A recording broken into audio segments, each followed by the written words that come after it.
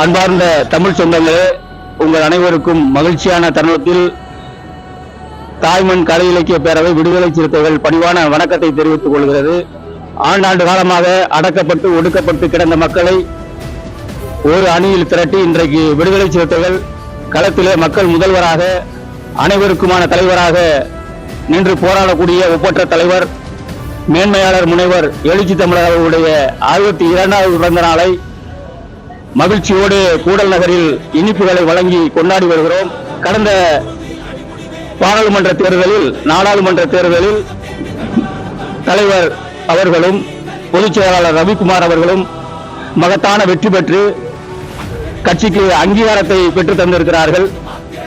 அந்த வகையிலே தலைவர் அவர்கள் ஒட்டுமொத்த உழைக்கக்கூடிய கடைமட்ட தொண்டர்களுக்கு இந்த வெற்றியை காணிக்கையாக சமர்ப்பித்திருப்பது மகிழ்ச்சி அளிக்கிறது. அந்த வகையில குவைத் விடுதலை சிறுத்தைகள் தலைவர் அவர்களை பாராட்டி வாழ்த்தி அவர் புகழை போற்றக்கூடிய வகையில இந்த குவைத் மண்ணில மகிழ்ச்சியோடு இனிப்புகளை வழங்கி கொண்டாடி வருகிறோம்.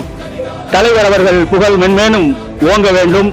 தலைவர் அவர்கள் 100 ஆண்டுகளை கடந்து மக்களுக்காக தொடர்ந்து பணியாற்ற வேண்டும் என்று இந்த இனிய தருணத்திலே மகிழ்ச்சியோடு தலைவர் அவர்களுக்கு பிறந்தநாள் வாழ்த்துக்களை குவைத் விடுதலை சிறுத்தைகள் சார்பாகவும் என்னுடைய சார்பாகவும் தெரிவித்துக் கொள்கிறேன். நன்றி, வணக்கம்.